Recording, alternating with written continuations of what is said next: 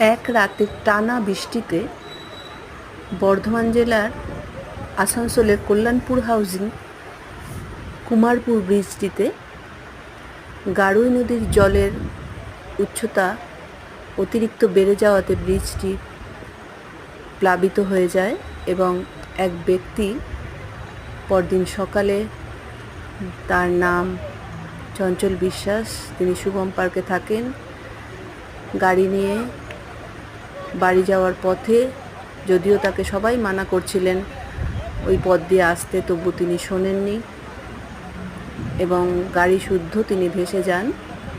তার বডি পাওয়া যায়নি। পরের দিন এনডিআরএফ দল এসে দেহ উদ্ধার করেন এবং কাল সকালে গাড়িটিও উদ্ধার হয়।